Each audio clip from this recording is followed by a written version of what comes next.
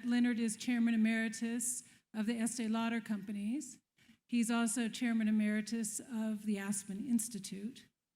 And you also probably know that Leonard recently made one of the largest gifts in the history of philanthropy to the Metropolitan Museum of Art in New York.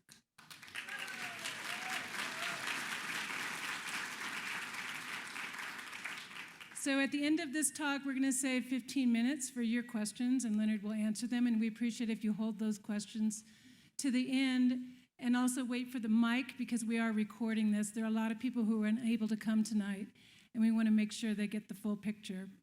Leonard's talk tonight is very true to the title, A Collector's Journey. It has taken many years and many serendipitous events to amass the collection of art, which he then chose to donate. And Leonard, as you're about to find out, is a wonderful storyteller. So thank you, Leonard, for joining us tonight.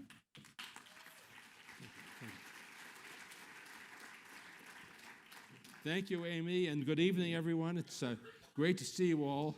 I'm going to perch here because I've got all the stuff around here. So if you don't mind, and so let me tell you something. You see the title there, A Collector's Journey. Journey it is, and journey it was. I was having lunch today with a dear friend, Raymond Learsey, who's my co-trustee at the Whitney Museum of American Art in New York, and he and his wife have put together this incredible collection of contemporary art. And we're talking about what it takes to put together a collection. And he said, it takes a lot of shoe leather, okay? Going from gallery to gallery to gallery. With mine, it takes a lot of airplane tickets and jet lag. Now, look, I'm very passionate about what I do. For those of you who know me a while, you know I'm passionate about many things. Where my Estee Lauder counter is in one department store, and where art is, where anything is. But so you will have to put up with my passion and my storytelling. Now, this is a very important place for me to be. Why? Aspen is sort of the center, the epicenter of what I have been doing for the past 40 years in my collecting. You will see on the screen things you say, oh my God, I know where that is and where that came from. Please do not shout it out, because included in here are things from the Bay Area, Los Angeles, Chicago, Houston, Dallas-Fort Worth, New York, Philadelphia, and Miami, and of course, Paris. Okay, so that I wanted you to understand the journey of putting a collection together. And it is a journey, and it was really very, very exciting. And the other part of it, which I'll share later on with you, is that I am a conservator. I believe in conserving, not to possess. I'm a collector. I collect things, and what do? I find the right place for them, and I donate it, and then I keep on doing it again and again. And I know some of you here in this room do the same thing, and I compliment you and for what you do. And I want to know that those of you who do it have inspired me, and I hope I can inspire a few of you. Now, let me flash on to my first slide. This is what woke me up in the morning of April 10th, 2013. Oh my God, above the fold, 2 breasts in the New York Times. Okay, okay, forget the number. That's not my number, that's their number, but that's okay, because if there was a $5 less than that, it would have made page 98. So that, so forget it, okay? You got to do what you got to do. All right, but a few days after that announcement, understand, I've been at this for 40 years. The Daily Beast, which is run by Tina Brown. Thank you, Tina. ran a blog, and here, not a blog, an article, and here was the key thing that got me very excited and upset. A few days after April 10th, an article appeared and it said, "Collecting is just shopping. And when you have close to infinite wealth, me, and the money to pay for the best advice, okay, yeah, nothing could be easier." Wrong. Okay. Any decent curator with a few $1 billion in her pocket could build a collection like this with her eyes closed. I got to tell you something. I am very well behaved tonight, but so you will not hear any expletives. 40 years, round the world and round the world, I did not have a seeing eye dog. I did have some advice along the way, but the reason I wanted to share this with you is that really I'm talking here not to a big audience, I'm talking to a group of friends. I'm looking around the room. I think there are maybe half a dozen or a dozen faces here that I don't know. The rest of you have lived with me, traveled with me, eaten with me, cried with me, hiked with me, swum with me, etc. And so you're all my friends. So what I'm doing, I'm sharing, as if this were a dinner party, I'm sharing stories with you as to how this came about, because to me, the exciting thing is not just the quality of the art. It is who painted it, who owned it, who bought it originally, why did they buy it, where was it, is it real, is it not real, was there some restitution issue, etc. And it is a story as to what we did and how it happened. So let's turn now to the environment. Paris, 1900. There's a Paris Exposition, Exposition Universelle, and they had 50 million visitors in 1900. Can you believe that? This set the stage for many great things. Now, in the art world, Impressionism was the thing. There's Monet's portrait of his wife, painted in 1872, Madame Monet. Gorgeous, isn't that? But as we pass 1900, we get into post-impressionism. And here is an incredible post-impressionist, Matisse Fauve, Woman with a Hat, painted in 1905. Is anyone here from the Bay Area? No? Okay. It's in SF Moma now, a gift of the Haas family. Okay, but it is incredible. Okay, but that was what set the stage for Paul Cezanne. He painted Mont Sainte-Victoire again and again and again and again and again. But he is known as the father of Cubism. Believe it or not. But look at those brushstrokes. You know, if you see that from afar, it looks like just a regular painting. But this was really what inspired Braque, who became really the first Cubist painter. And now, as an aside, Braque was such a great painter that people got crazy for him. And there was a Dutch collector who bought 30 paintings by him, and in a fairly short period of time. His children had him confined to an insane asylum. My son Gary said, Gary, I'm not insane.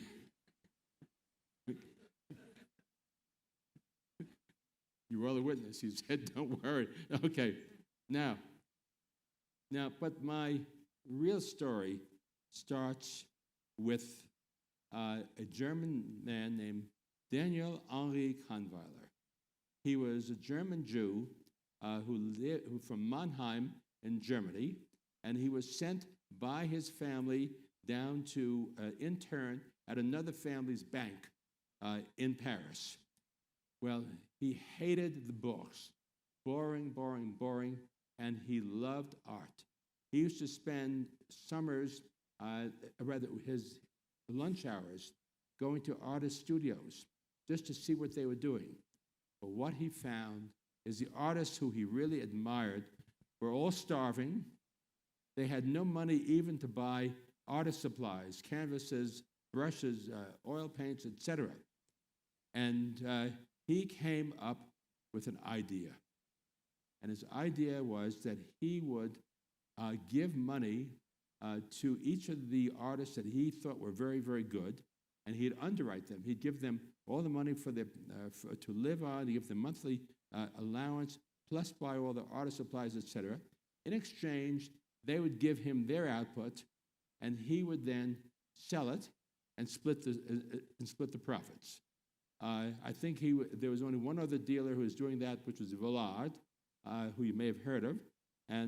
But this was unusual because it is as if someone was doing this with crazy people because no one believed in the artists that he believed in. Well, he went back to his family in Mannheim. They're outraged. You can't do that. Impossible, impossible, impossible. Why? A son of a banker cannot become an art dealer. One of his uncles took pity on him, gave him the money.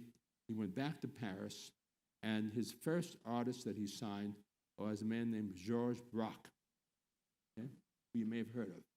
And Braque said, there's one other person I'd like you to meet. He's Spanish.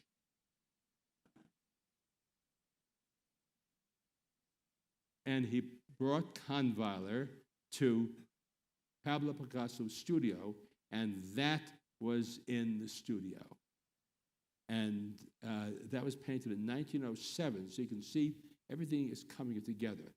He signed up to Picasso, and it was incredible. And the two of them, Braque and Picasso, became the best of friends. And here's a picture of the two of them. Picasso is the one on the right, Braque is one on the left. And anyway, they describe themselves in their adventure towards Cubism as two mountain climbers, roped together, climbing up the mountain, so that they protected each other. And later on, I'll show you a painting where they were also fascinated with aviation, and they called each other Orville and Wilbur. Okay, Picasso was Orville, and Wilbur, and Braque was Orville, and he was Wilbur. Okay, now look how closely they worked together. You could look at one and look at the other. Now, Picasso copied Braque. Braque was one of the greatest painters of the 20th century. Picasso was one of the greatest painters in the world, in history. Picasso did it better, but they worked closely together. These two paintings were painted 5 minutes apart. They bought paint. Look at the paint there. They bought their oils from the same dealer. They bought their canvases from the same dealer. Together, they did everything together. So these two paintings are paintings I bought separately, done, I think, about a few months apart, at least I think almost at the same time. And I'll show you how I hang them. So that's how I have them hung in my studio. And anyway, I often bring people into the room and say, look, these two, and really, unless you really, really know, you can't tell one from the other. Just a little word about my library.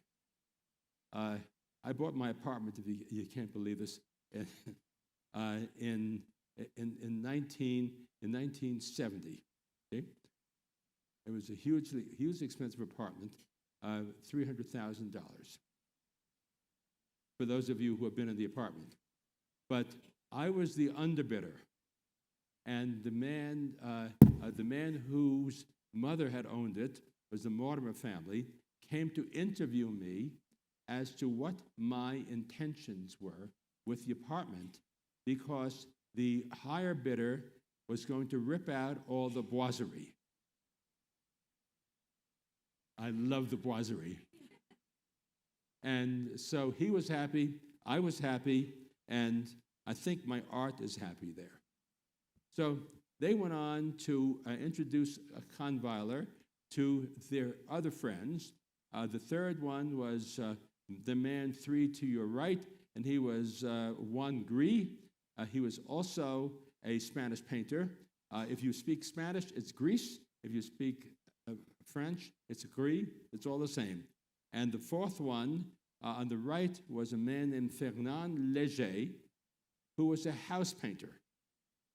And Léger wrote to his mother and said, "This man has offered me money to become an artist."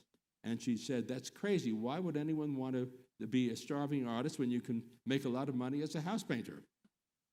So she had Léger bring the contract down to where she lived, and she showed it to the notaire, the notary, and he declared it a valid contract, and they signed up with Léger, and he had 4 artists, and they became known as the Essential Cubists. Okay, so here we are now, and Kahnweiler is now starting to sell their works, and they are getting a little bit more prosperous, etc. And August 1914, the guns of August, Germany invades France. Kahnweiler, who is a German national, is vacationing in Italy, and no one knows whether Italy is going to go on the side of the Germans or the side of the Allies. He leaves Italy, goes to Switzerland, but the French government seizes his entire inventory. 3,000 paintings, drawings, and prints as enemy alien property. So Kahnweiler literally has no money except for what his parents can give him, and he has 3,000 works of art that he doesn't own anymore. And the French, of course, in 1919 had the Treaty of Versailles, and they made these big demands of reparations on the Germans, etc. So they held the works of art, and they were going to auction them. And there's the first of the 3 auction catalogs.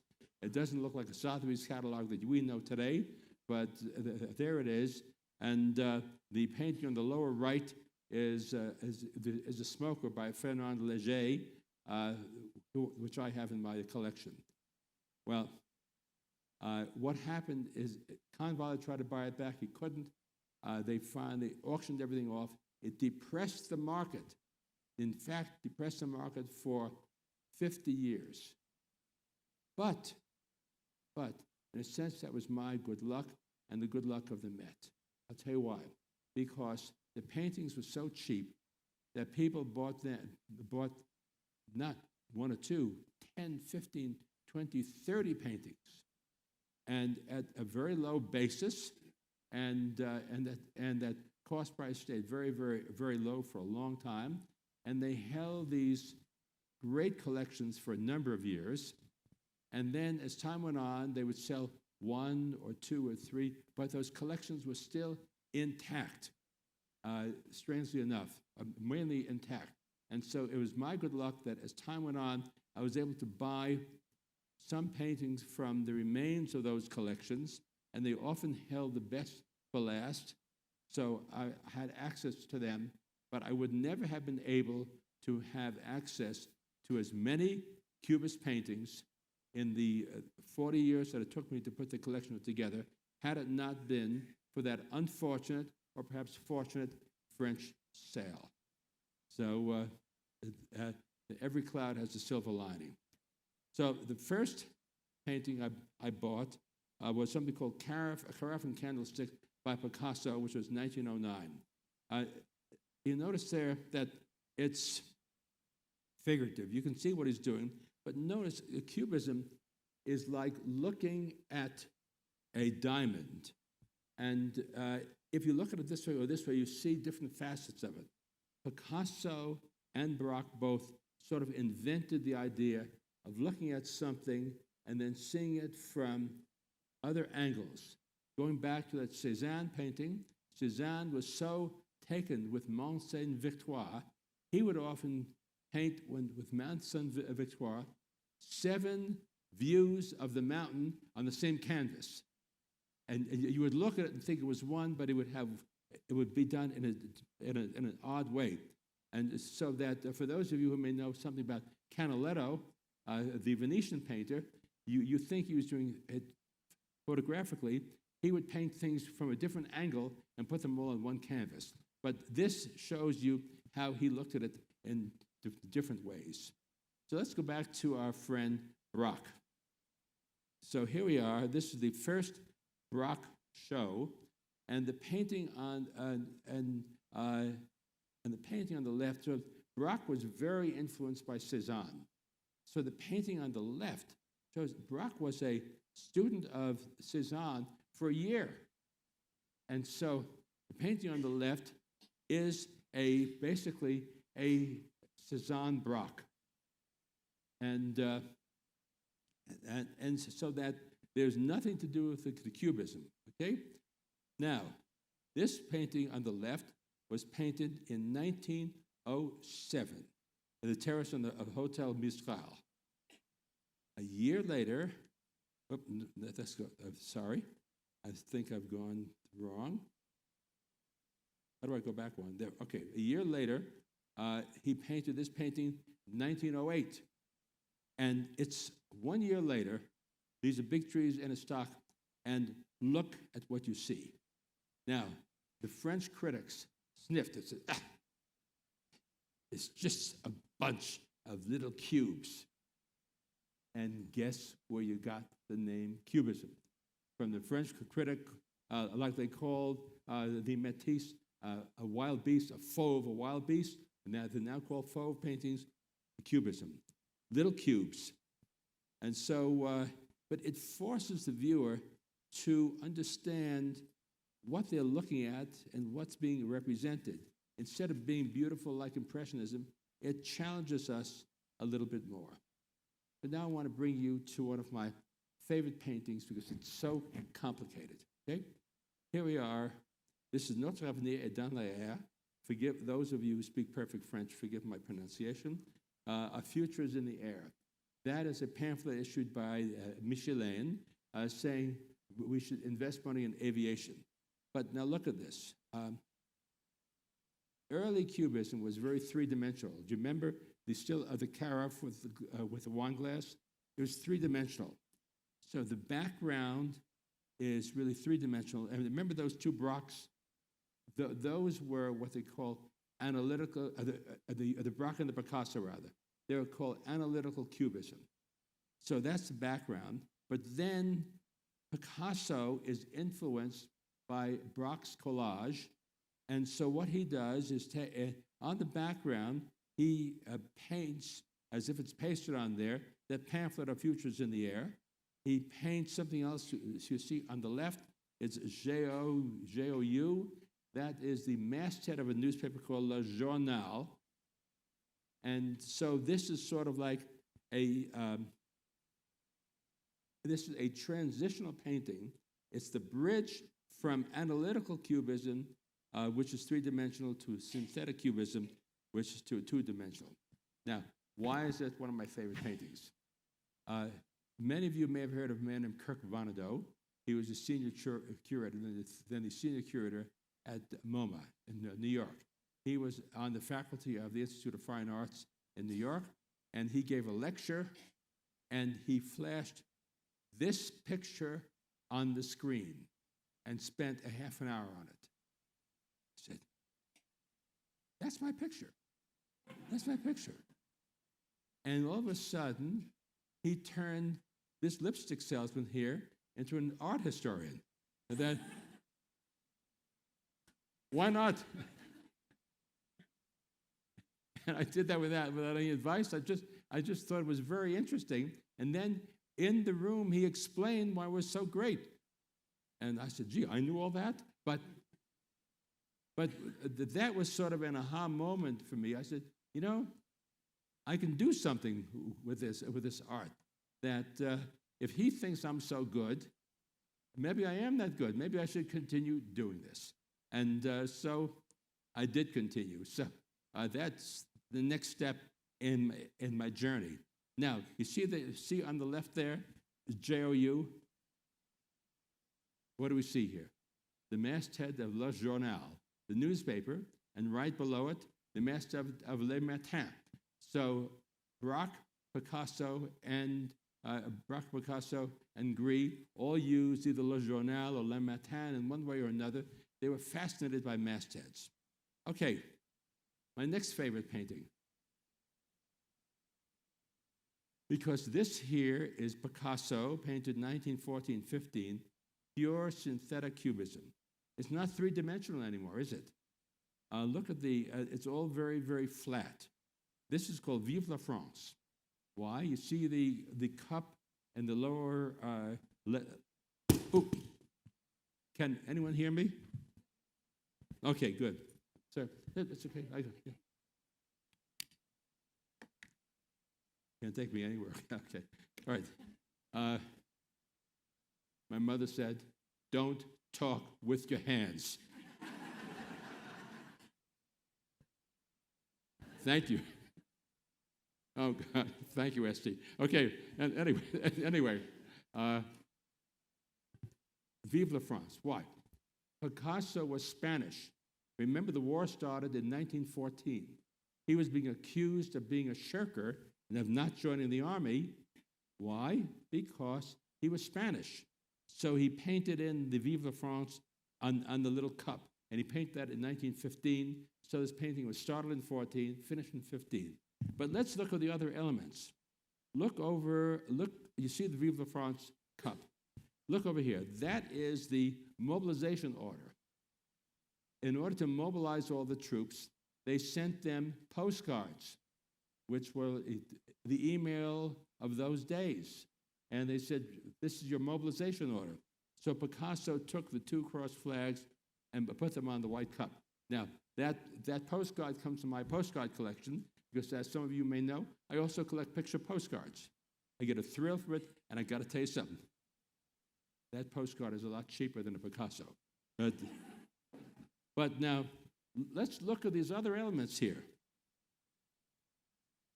You see our friend, Journal, J-O-U? Picasso picks up the J-O-U there.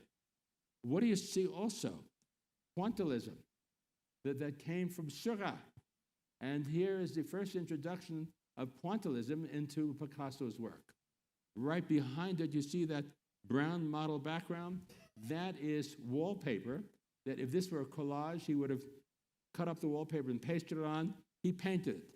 So this is strictly two-dimensional. So remember, synthetic cubism is two-dimensional. It's like collage. Analytical cubism is three-dimensional. There'll be a pop quiz later on. Okay.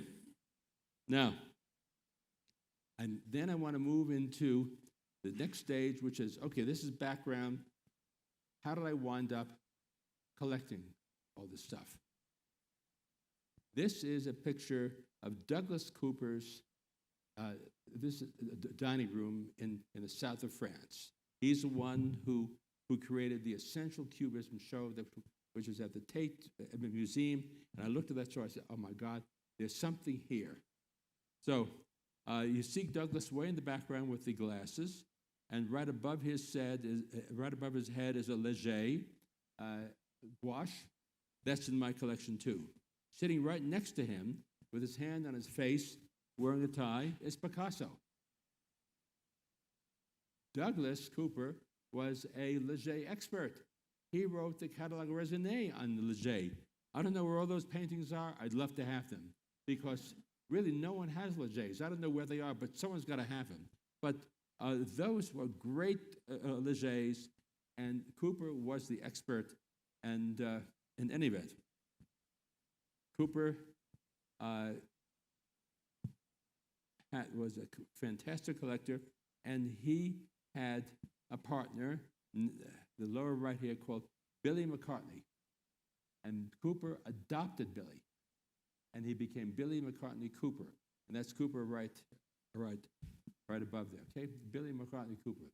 Then Cooper died suddenly, and by French law, Billy inherited half the estate. Okay? If you're interested in moving to France, don't right now. But okay. Okay. So, but Billy was very sensitive, extraordinary. He wanted to make sure that Douglas's paintings and works of art wound up in good hands and would not be sold just to anyone. So he retained a lady by the name of Angelica Rudenstein, who was a famous art historian and the curator to these collections. Angelica's husband, Neil Rudenstein, who is a friend of some of you, was the former president of Harvard. So the circle closes, okay? So Angelica, I got a call from an art dealer friend who said, would you be willing to receive Angelica Rudenstein, who wants to look at your collection and see whether you are worthy of Douglas's collection? So she came up, and luckily, a lot of the stuff that I showed you earlier was already on my walls. So she said, that's good. And is anyone here from Washington? Okay. Angelica's partner in this whole thing was also today the director of the Phillips Gallery. Okay, so everything comes around. Okay. So in any event, she came up, said, okay, and they invited me to Geneva to pick out whatever I wanted.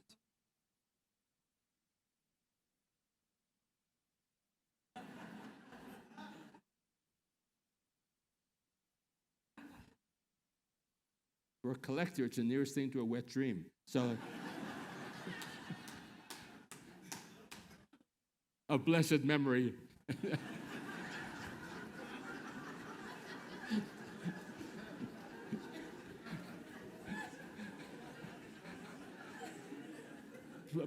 Please edit that out of there.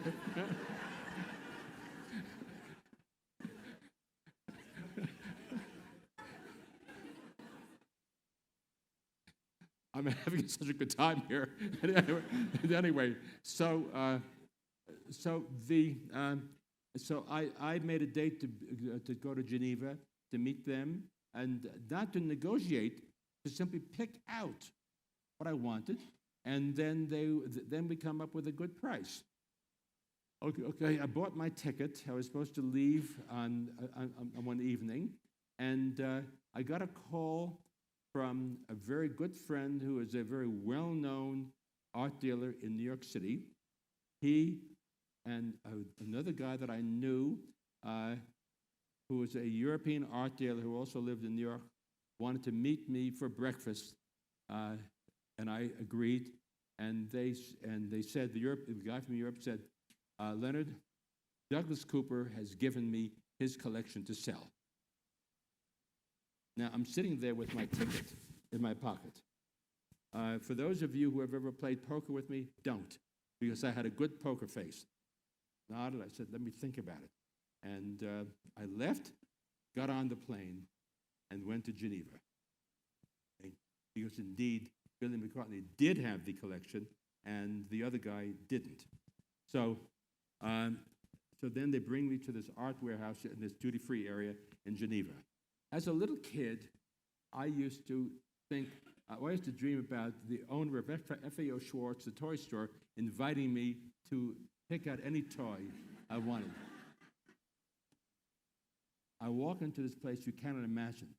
It wasn't orderly. There was the crates with things spilling out of it on the wall. Nothing on the wall, but on the floor, and this and that, the third thing. Leonard, take whatever you want. Okay, now, mind you, this was in the early 80s. This is now 10 years before S.G. Lauder went public, and I was always broke because if any of you ever know a great collector, most of them are always broke. And so, but I took what I thought was great things, and Angelica said, Leonard, you're wrong. Take more, take more. Okay, I took as much as I thought I could possibly borrow, because I had to borrow a mountain of money, and I eventually bought more, and it was a good negotiation. It came out okay, and everything came to New York, and it was about I think there were about 14 or 15 pieces there. Now that may seem like a little, but that's a lot. And today it amounts to about 15-20% of the collection, and included paintings and drawings. Okay, so let me move on then to the next part here is, okay, now a lot of it came from Douglas Cooper. Where do the other things come from so they had proper provenance? Remember, I'm worried where something came from.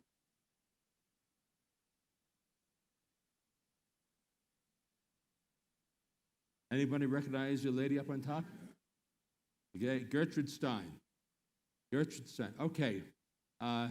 She bought directly from Picasso and Gris, and she didn't have to go via Convalet because she was the patron of Picasso. Okay, so that, and he painted a very famous portrait of hers, which is in the Met right now. She died, leaving a life estate to her partner, Alice B. Toklas. Many of you may have heard of Alice B. Toklas.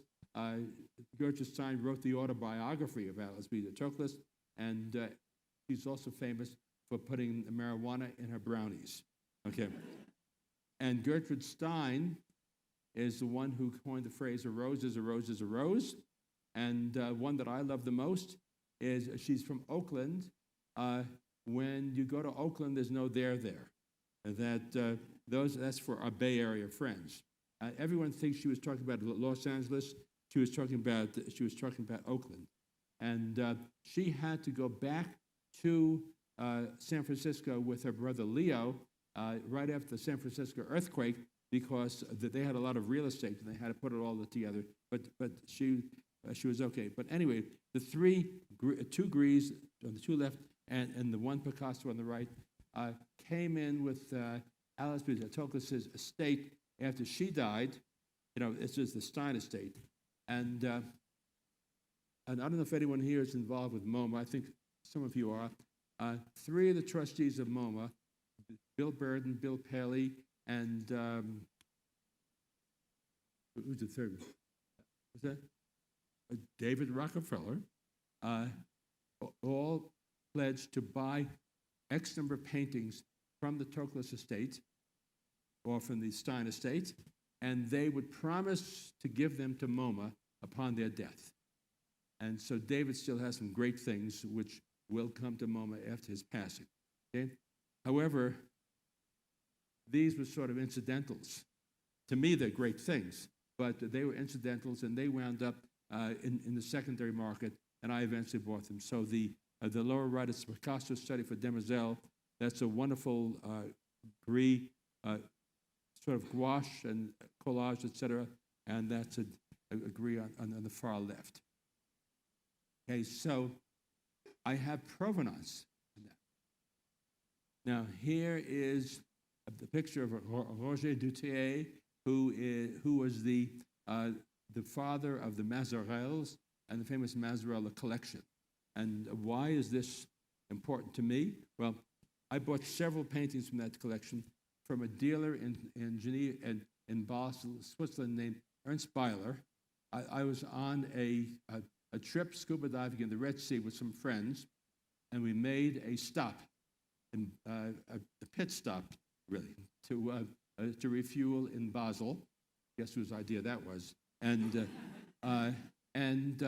walked in to his gallery, and it didn't quite look like the picture on the left, but it was crowded with pictures.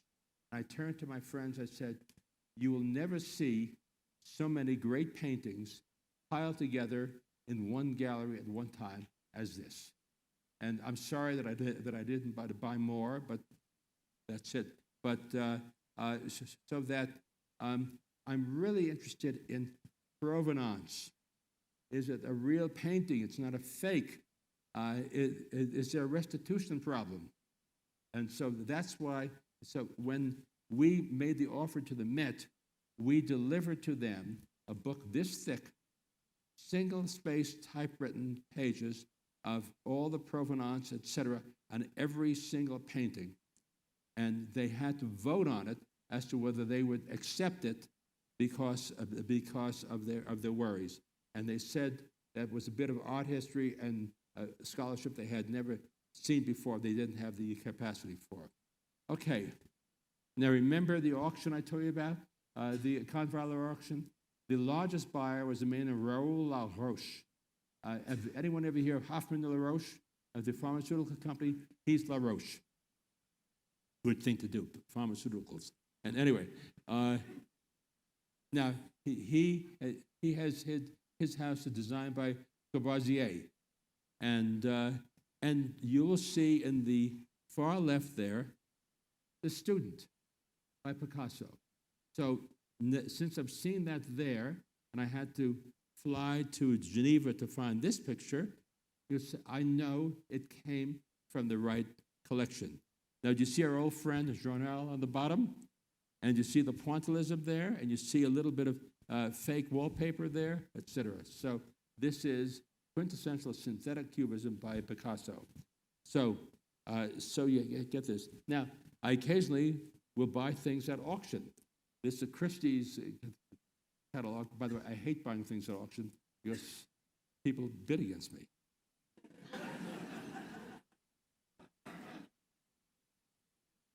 It's true. It's true. Does anyone disagree with me? Okay. So, but by the way, I love that painting because there you see, this is Gris. Look how he used wallpaper and drawing and painting and gouache, et cetera, et cetera. I love Gris. Okay. Chicago. Lee and Mary Block from Inland Steel. And he put together a great collection of Cubist paintings. And there is this painting on the left, as some of you may recognize that also. That was some in hanging on the walls of a mutual friends of many of us. But there it is prior to that in the Block collection.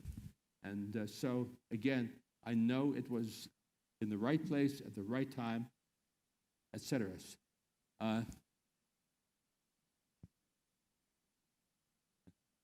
Be quiet, please.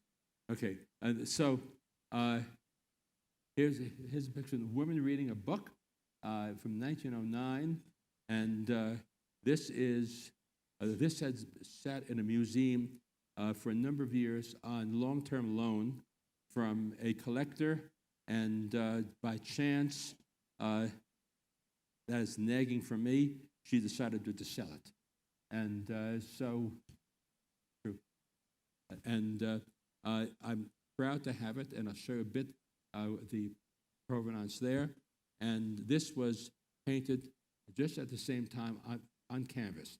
Now, why is this here? I'll show you in a second. But for those of you who may live in Miami, there's a very prominent collector who has the first cousin or the sister of this painting done about 10 years later in Picasso's classical style. And it's the first time I've seen, I never knew that he did more than one. He did two, so that was very exciting for me. And I came across this photo. I don't know what happened to the rest of the photo, but there is the woman reading a book, and the one I just showed you in Picasso's studio.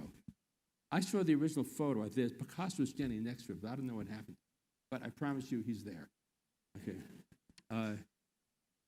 So, forgive me, I have to check my notes here. Okay. And there is a woman reading a book in the apartment of Earl Horter, who is a prominent Cubist collector in Philadelphia. So also I look for the installations, and then I also look at the back of paintings. So here's one from Gallery Conviler, and there is one from Mr. and Mrs. Lee Block, and pasted on the back of that painting there. And you see on the lower left there, there's Notre Avenir. So I know I know where it came from, and I can follow its route carefully, so I don't have any restitution problems. Because if you have, all you need is one restitution problem, and whether it's real or not, you lose a lot of sleep over it. Okay, now I mentioned to some of you, I'm a picture postcard collector. So I had this Picasso postcard in my collection of a show in Berlin in 1913. That's hanging on my wall. And so again, I know where it came from. But by the way, the Germans were the big buyers of Cubism and of Picasso prior to the war.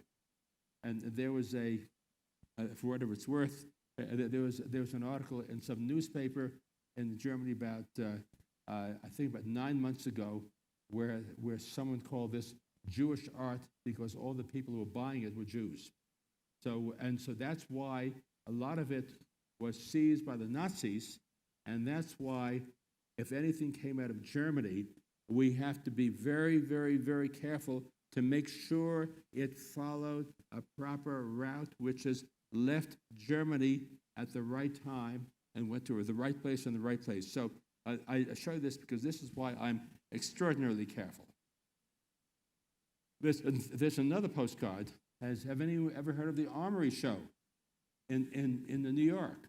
And that's a postcard of a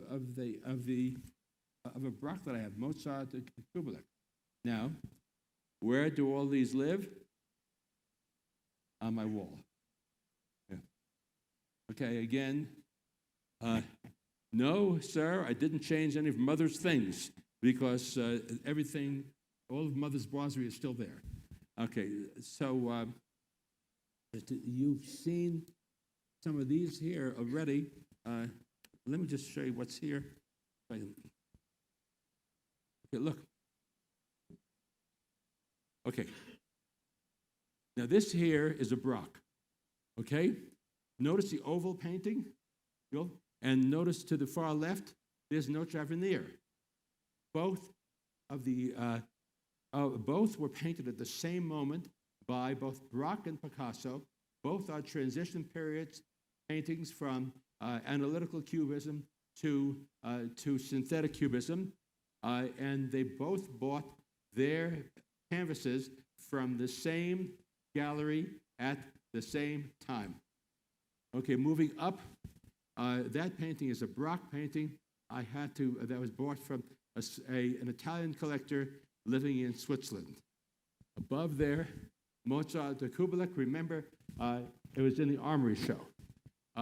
Right to the left, there's a student from La Roche, and we followed it, and now it's here. Now this one you don't know, that is a Braque painting as if it was an actual collage. I love that painting because when I had been after the painting for years, and when the person died, her estate offered it to a very important major museum instead of to me. However, the letter of offer wound up in the development department rather than the curatorial department, and they said, we'll take your painting if you give us $1 million endowment for it. It's here now. Okay. Going to the far left, there's the painting that came from Berlin in 1912.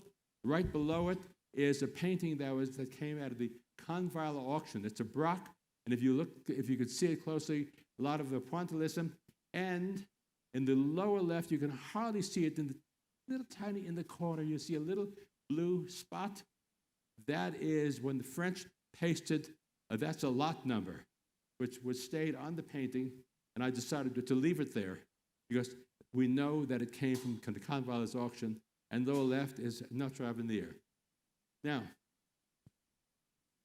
you can see I love stories. Where did everything come from? And Laura, that's why your kids love to have me tell them stories, but I don't tell them art stories.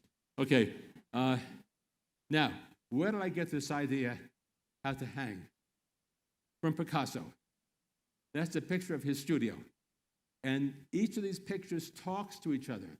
And that's how I hang. Let them talk to each other, let them hang together, and I don't go tip, tip, tip. I sort of jam them all together very tightly and have them look like something. And so so when we hang, I take off my shoes, I crawl on the floor, and I move things around. And when it's all finished, the guy who does the installation marks it off, picks it up, puts nails in the wall, and that's where it goes. So I don't let anyone do my hanging. So that brings us around to this, the Met. Why did I choose the Met? Because I wanted to transform them. If this had gone to another museum, it would have brought strength to strength.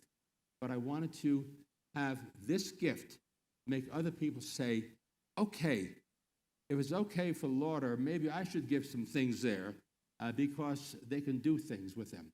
And it also has brought the Met into the 20th century, even though this is already the 21st century.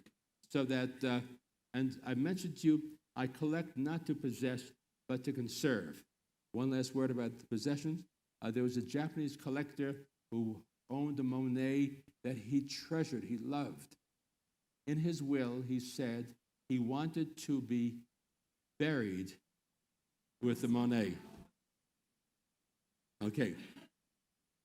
I'm not being buried with this stuff, but my legacy is going to be for the world because I love this. Thank you. Thank you.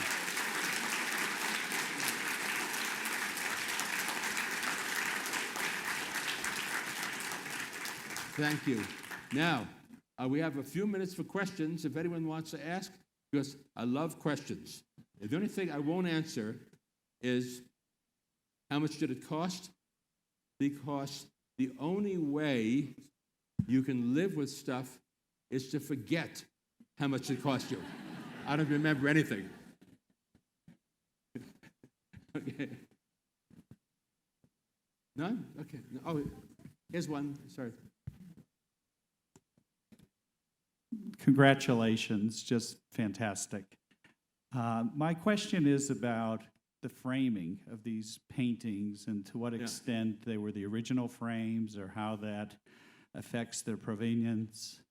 Well, in some cases they were the original, but as it turns out, the originals have often disappeared and been replaced by cheap, bad frames, and so that there's one framer in New York that I deal with, and he buys, not frames, he buys old pictures, Renaissance pictures. And the Renaissance pictures he sells, and he keeps the frames, and I buy the frame. And anyway, sometimes you buy something, and the dealer says that he'll include an old frame with it, and that is what we call a gift with a purchase.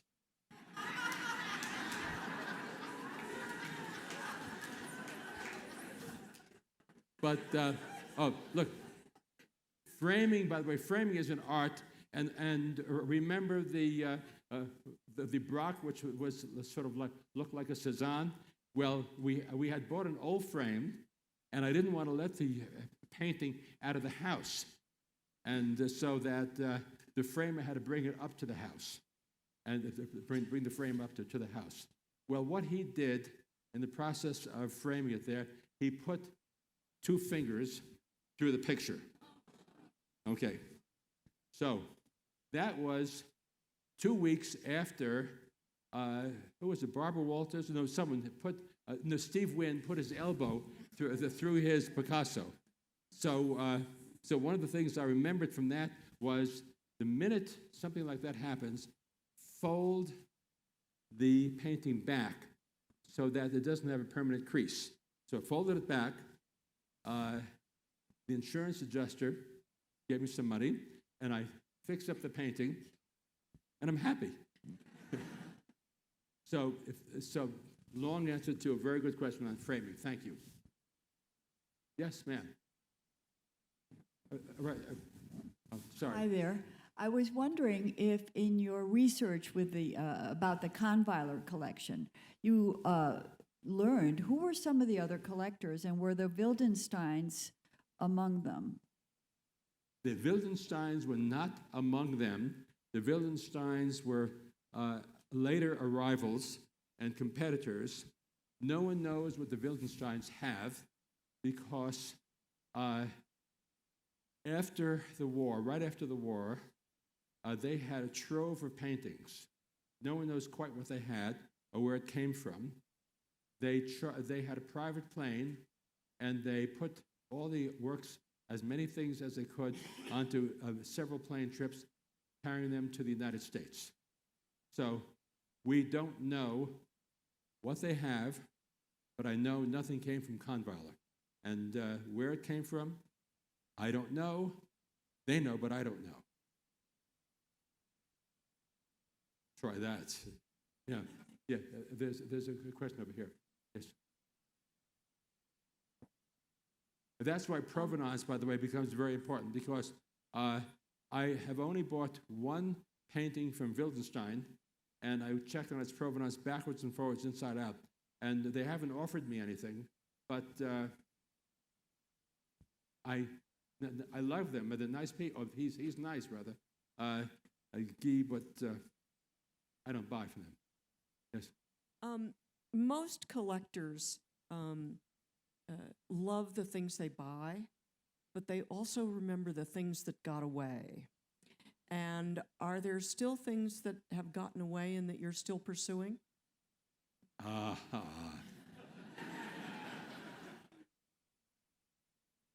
Okay. Yes. Okay. All right. Without going, and I'll tell you, firstly, there was one painting I was desperate to have by Leger, and what I didn't do was I wasn't in the auction room myself or on the phone. So it was, the estimate was such and such, and I gave a bid to there about 50% more, because that's what I thought it was worth. It went for one bid more, okay? And I know where it is, and he's willing to sell it to me. However, it may be a while before I can put my pennies together, because it's a lot of money. And now, I've also sold things because I am as near as you can get to a manic-depressive on the loose, because before we went public, I owed a huge amount of money to the bank. Remember Douglas Cooper, and I would have bouts of fear that I'd be broke. So once in a while, I would sell things. And then when they did the Picasso Braque show at Moma, I went through the galleries, saw things I had passed on, saw things I had sold, and I didn't want to go back again because it broke my heart. So I mentioned to you my mother's comment, you only regret what you don't buy. But if you don't have the money, so don't regret it. I still regret it. Yeah. Yes, sir. Could you comment on how you see your collection being coordinated with the Annenberg at the Met, creating one of the greatest collections in the world? Well, Annenberg stops at the end of Impressionism, and I start at the end of Post-Impressionism, so that they will be in adjacent galleries, but not in the same gallery. Now, there's some things that will be coordinated. For example, the Gelman collection has two great Cubist paintings, fantastic, bought from the same dealer who sold me the block paintings. So so as part of the deal that I made with the Met, I wanted to have their great Cubist paintings integrated into our galleries. I didn't want to have Lauder's here and everything else is there, because then I'm not telling the right story, and I'm not doing what I really want, which is to further the study of art. So that it's not Annenberg, but it's Gelman that we want to be integrated with. His name was Jacques Gelman, and he was Mexican, a Mexican theater owner. Yes, sir. Pardon me, hold on. When did you start collecting? Why did you start collecting? And why Cubism? Okay, when I started as a 6-year-old, I started collecting picture postcards of in Miami Beach, what is now called South Beach. And as a little kid, I would walk around, reach over the counter and get their postcards. And so I showed you some of the postcards in my collection, but that continued on for my whole life. And my joy and pleasure was the hunt. That's when I started. I started with Cubism about 40 years ago. And why Cubism? Because it's intellectual. It's a lot of it is collage, and I love collage. And it's tough to live with, and together it's great to live with. So that many of you may have known Christopher Burge, who had been the chairman and the great auctioneer at Christie's. He told me that every time, this is when the Japanese were buying all their Impressionist art, whenever they had art up and the Japanese came, they would walk past Cubism as if it didn't exist, because it's an aesthetic that takes, you have to learn to love it. It's an acquired taste, for me anyway, and for many other people. It's like good scotch, or my mother-in-law. But anyway,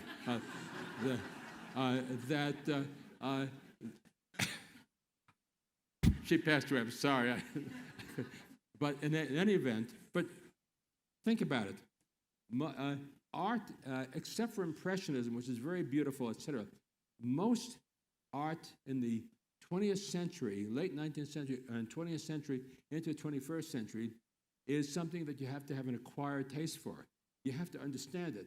Now, one of the reasons I had such fun telling you about the journal and the mastheads of newspapers and where the wallpaper came from and this and that and the third thing came from is because I love the study of how these things are put together.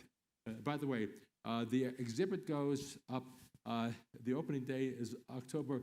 The opening dinner is October the 14th. I think it'll be open for the public on October 20th in New York City. It will be open until mid-February. So all my stuff has left the house and it's empty. So if anyone has something they'd like to lend me, I love Edward Hopper, you know. Laurie. We've had this discussion. But, and so I'm running around borrowing things to put up on the wall because the whole, everything is out. I haven't shown you the pictures of some things that I also have, and the apartment's going to be bare. By the way, every time I do that, I borrow things, and by the time my art comes back, I'm sorry it's back. I think we have time for one more question, please, and then I have to leave you. This is over here, and then we're finished. Thank you. What a major, major gift, and thank you for sharing some of your journey. Have you been involved in where the pictures are going to be hung at the Met? Yes, absolutely. And will they be able to leave the country and go on exhibit to other countries? Yes, part of the deal is that they must lend. And now, exactly where they travel to, I don't know. Listen, you can't rule from the grave. So that, but they must lend. This is not like the Barnes collection where they say you can't move. Now, I want them to move around. And as a matter of fact, part of the deal is in 2 or 3 years, they will do the first major retrospective in many, many years of Cubism. And it's going to be a great show, I promise you, because I know where a lot of the things are. Okay, ladies and gentlemen, wait. I just want to say one thing, okay? I have sat just where you have sat for over 40 years. I must have been in here 200 times. But my dream was to have been able to stand in front of you rather than in those seats. So you fulfilled a great dream of mine. Thank you. It's been an honor talking to you. Bless you all.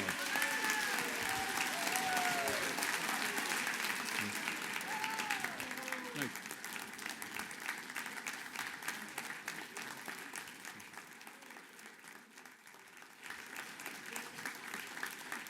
Yes.